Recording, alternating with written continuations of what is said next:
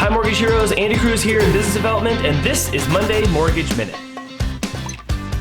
Welcome back to a new week. This week, there's only a couple of things happening, but they are pretty important. On Wednesday, you have the FOMC meeting with Jerome Powell making comments afterwards. There is no expectation that there's going to be a rate change in the Fed's overnight interest rate that is 0 to 0.25% right now. They're not expecting that to be changed. However, people are going to be listening to whether or not he makes any comments about tapering or not. Remember, we talked about this a while ago, and when the Fed decides to start tapering, that is when we're going to see a huge shift in the responsibility of the market taking back on more accountability and more of the brunt of the burden of what's going on with rates these days, rather than the Fed subsidizing that by buying billions and billions of dollars of mortgage-backed securities on a monthly basis. So watch out for tapering on Wednesday.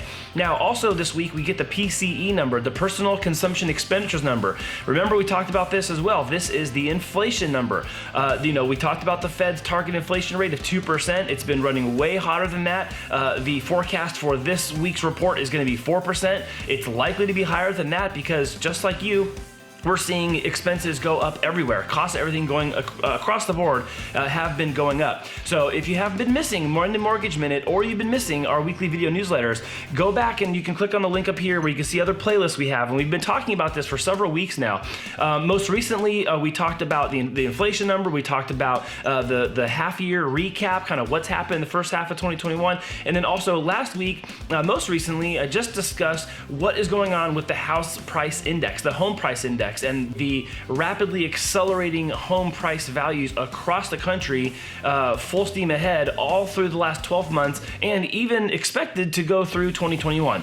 So that's what we have for you this week. It is a little bit lighter on the news week, but there's information that is really coming out this week that's intended to be more validation of what we already see happening and what we know. This is not expected to make rates change very much, if at all. If there is any volatility in the market, it will have absolutely everything to do just with how the bond is being traded, and it should be low impact trading because of the news. Thank you for watching. Have a good week. We'll see you next time.